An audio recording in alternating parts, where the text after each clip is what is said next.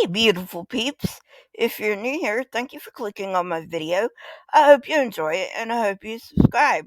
For my fans and subscribers, welcome back. I really do appreciate you. You know what? I thought Ken Ham was a hoot last time, so let's go with him again. Alrighty. But before we see what Hammy Boy is up to, I just want to remind you to hit the subscribe button and ring the bell. If you have already subscribed, make sure you're still subscribed because YouTube loves to unsubscribe people. Also, please consider becoming a member. You can become a member for as little as 99 cents a month. You can click the join button underneath the video, and it helps me a lot to bring these kinds of videos to you. And now, let's get to the stupid that we've all come for. Hammy Boy, take it away.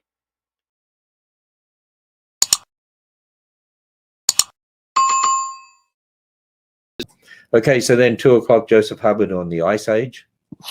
Yeah, that's going to be an important talk, Ken, especially with all the, everything we hear today in the culture about climate change and how, there could be another ice age if we don't take care of things. Well, actually, when you understand biblical history, when you understand the flood, you understand that actually that the flood would give rise to an ice age because it would bring about the right effects.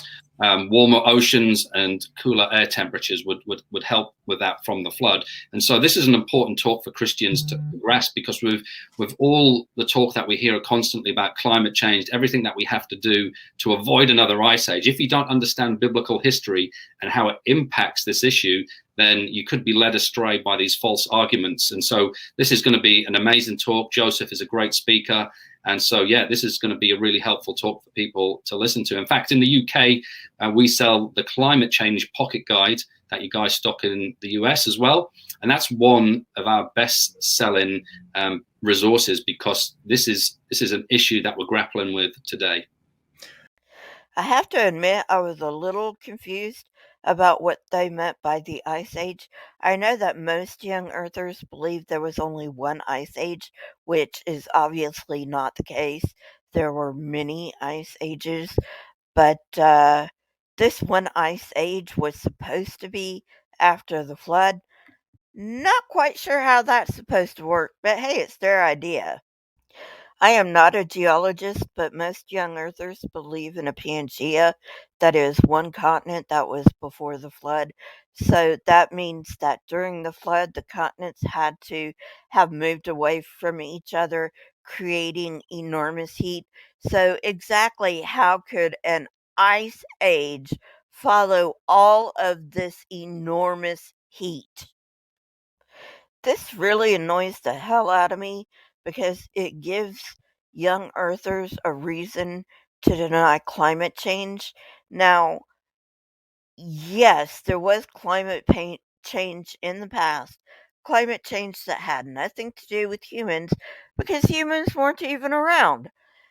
But this climate change is anthropomorphic. I guess I should clarify by saying that uh, climate change happens anyway, but humans really aren't doing anything to help relieve the climate change. And I know he hasn't said anything about this, but I'm going to go ahead and say it for him. Christians believe that Jesus is going to be coming back any 5 minutes, so we really don't have to worry about climate change. What the fuck is that about? It doesn't matter how good of a speaker somebody is, you fucking morons. The only thing that matters is that somebody speaks the truth, and you don't. Oh, goody. It can't be a Christian broadcast without somebody trying to sell you their shitty books or CDs or whatever. What was that Jesus said about mixing church and business? You people must really be pissing him off. That is, if he really existed.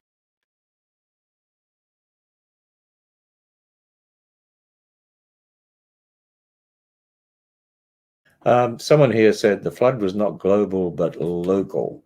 That was Wayne. He says a lot of other things too. But actually, you only have to read the scripture. The flood covered the highest hills under the whole of heaven. All flesh that lived on the land, all life that lived on the land, all the land dwelling, air breathing animals died. And in First Peter 2 in the New Testament too, it says only 8 people survived the flood. Only 8 people in the world survived the flood, and that was the 8 that were on Noah's Ark. Also, God said after the flood in Genesis 9, he set his rainbow, the bow, in the cloud, so that it was to be a reminder, a covenant between God and man and God and the animals, who would never repeat such an event again. We've seen lots of local floods since. So did God break his covenant? No, what we haven't seen is a global flood. So it wasn't a local flood. It was a global flood. You got anything to add to that, Simon? Ken, everyone knows, but the fucking liars and the horribly indoctrinated, that the Noah story comes from the Epic of Gilgamesh. For God's sake, the Noah name comes from Atrahasis, you idiot. So basically, the gods created mankind, and the head god was like, these humans are giving me a fucking headache with all of their noise, and I'm going to flood them. And Inky found out about it, and he had a favorite man called Atrahasis, and he told Atrahasis to take 2 animals of every kind into an ark. Gee, I wonder why that sounds so familiar. Oh, yeah, because it sounds like the flood of Noah. Uh, And you know what? This is an Akkadian Babylonian myth. And guess where the Jews were captives in? Babylonia. Oh, and about the flood covering the hills below the highest heavens, unless you're one of these idiots who thinks that the earth was totally equal, um, there would be no oxygen in that atmosphere. So, yeah, I know your book says that God put the rainbow after the flood in order to remind himself. Why does God need to remind himself anyway? Anyway, that's another story. Not to flood the earth again. Ken, I knew you were dumber than dirt, but I thought everyone knew that a rainbow was just sunshine coming through the raindrops and making the colors of the rainbow. So, my question is, um, God said that He made uh, mist come up out of the ground to water the ground. That didn't have a rainbow. And were there not waterfalls? So you said somebody said that that flood was a local flood, and that's where you got into the rainbow shit and said, did God break his promise? Because there's been a lot of local floods. Aside from the fact that I don't believe your stupid book, no. Because, Ken, did you ever stop to think? Oh man, of course you don't think. But if you stop to think, you would realize that everything people saw would be the world to them, and that would be the world flooding, you moron. By the way, you act as if everybody believes your stupid book. I get so fucking tired of Christians pretending that everybody believes their stupid book. We don't believe your book.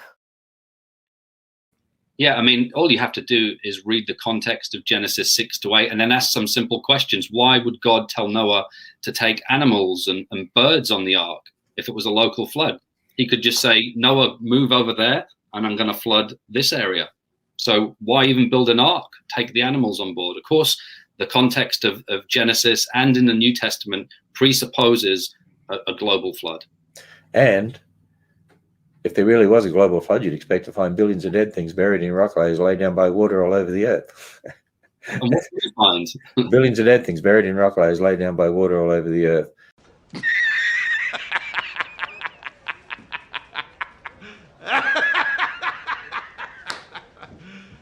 You serious? Well, I don't know, Mr. Yes Man. Maybe because at that time in that period they were used to floods, like big floods, not global floods, because that's impossible. And so they decided, just in case, they were going to take this shit on board a boat with them. My bad, it wasn't a boat, it was a box, like I said before. And you have to remember that they took this goddamn story from the Epic of Gilgamesh, and, people at that time were in conflict.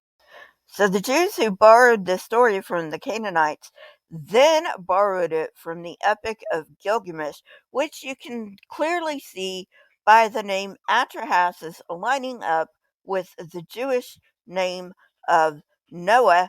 And if you get your head out of your ass and learn culture, and my viewers are going to bitch at me, and rightfully so, if I failed to mention this, even though I mention it in every fucking episode. The Bible is not to be taken literal. It is a cultural book, you morons. Why don't you learn about your book? This is Ken Ham's catchphrase: millions of dead things laid down by water, yada, yada, yada. Ken, you do know that rock is not synonymous with dried mud. If you don't even know the basics of how Earth and life work, how the hell can you sell yourself on all of this nonsense about this, how this nonsense works? Oh, yeah, I remember now. Keep your people dumb. That's how you keep people from questioning this stuff. Because if you keep your people dumb and you don't let your people go to college, then they're gonna just believe any stupid thing that comes out of your stupid little face hole. That's how it works.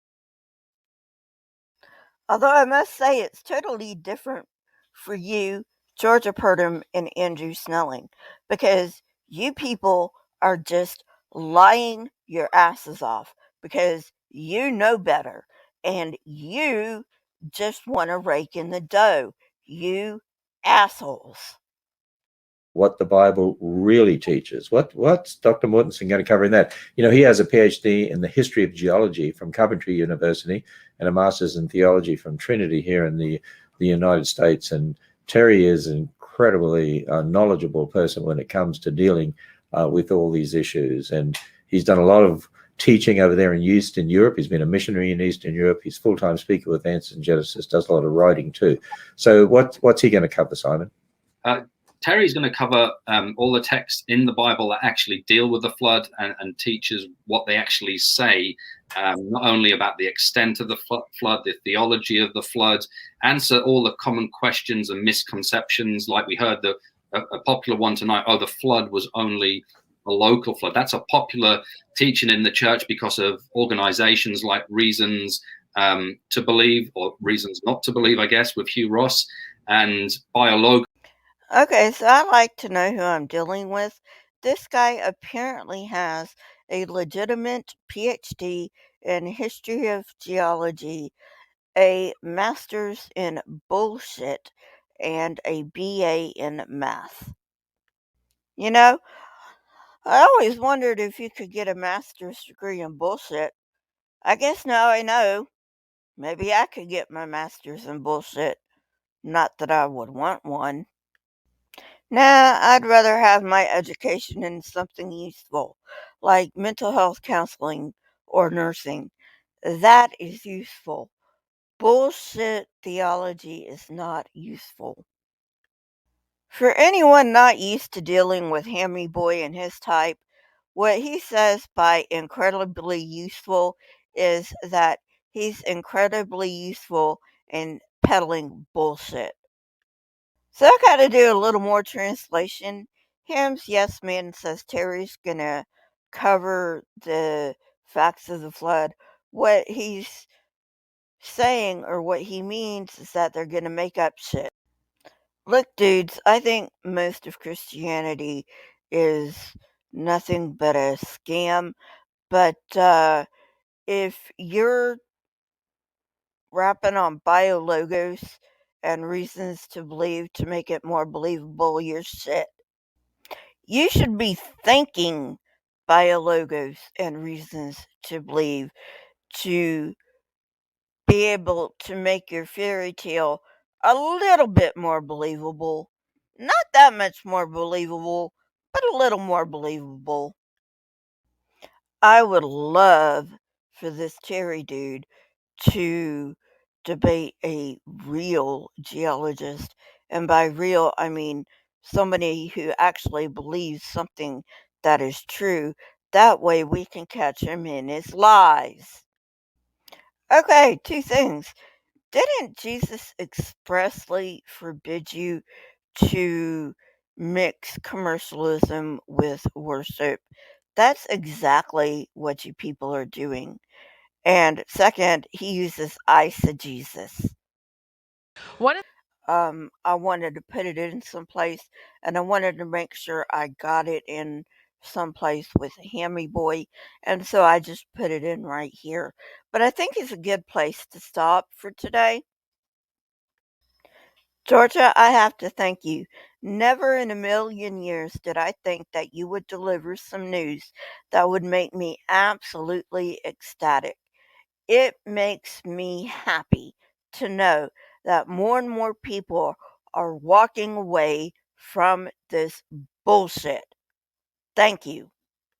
Now, since you tend to focus on the arc, I will get there, but I'm going to go through these one by one because I swear to God, this makes me so goddamn happy.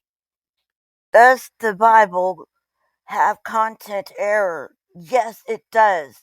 I know this, you know this, and every young earth creationist evangelizer knows this, which is why you don't want your people getting an education because then you'd lose your cash cow. And then, of course, there are times that you want to take it metaphorically because if you do take it literally, even your people laugh at you. And I think it's a great thing that people are waking up and finding out that the Bible is not the inerrant word of God because it's not, and you people have been lying to them for their entire lives. Okay? Their entire lives. You should know better than this.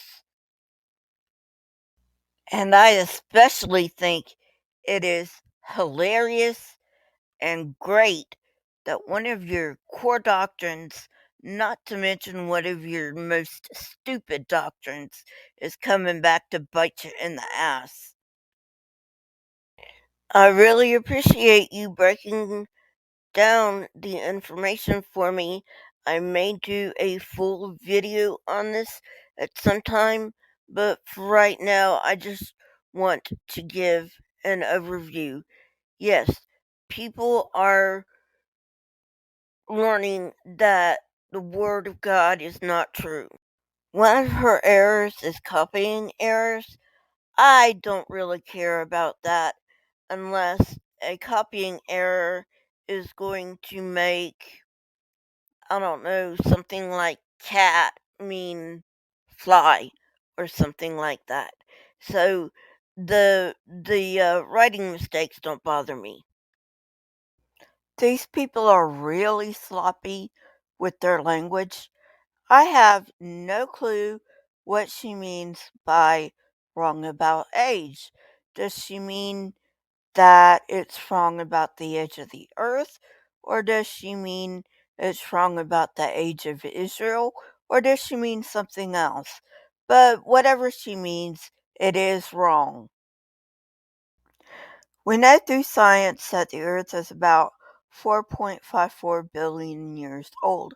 Now, young earthers are going to say that the quote unquote evolutionists say that the earth is about 4.54 billion years because it needs that long. But scientists know that's wrong. It's geology.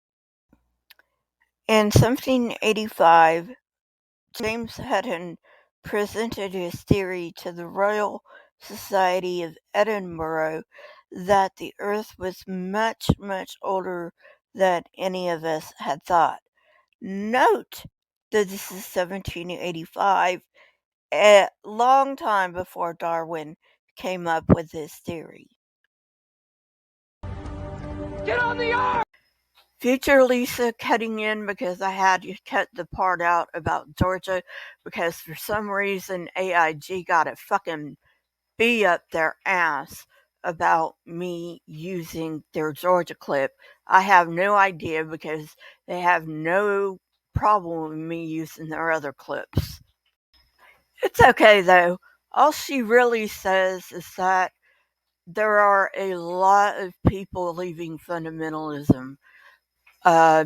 Which is why my reaction is the way it is. Basically, that's what she says. She takes a long time to say it, but she says it. So, AIG, if you ever watched this, and you probably never will, but if you do watch this, I took the Georgia clip out as a big fuck you.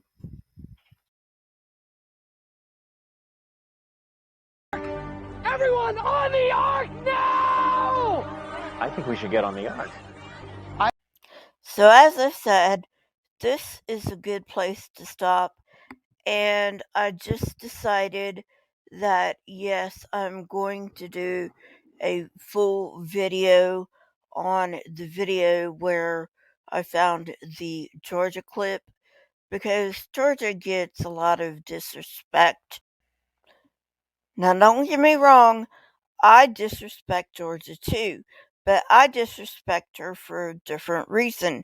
Hammy boy disrespects her just because she's a woman, which is sexist and wrong. I disrespect her because she is a liar. Well, friends, thanks for staying with me for all the gourmet stupid. Mwah! That was such a good meal of stupid. I don't even have to eat for another week, which is good because I really don't feel like eating. Anyway, give it a like. If you like what I do, please leave a like. It helps the algorithm. Also, leave a comment. That also helps the algorithm. And if you really like what I do, consider becoming a member. You can become a member for as low as 99 cents a month, and there are different tiers. You can also contribute via PayPal if you would rather do that. The link is in the description, as well as all of my links, including my Twitter and all of that. So, please, if you want to hit me up on Twitter, please do so. Well, bye everybody. I don't know whether I'm gonna do Hammy Boy or John Morris, but it's gonna be face and palming. So remember your face palm gear. Alright, guys, goodbye and have a lovely rest of your day.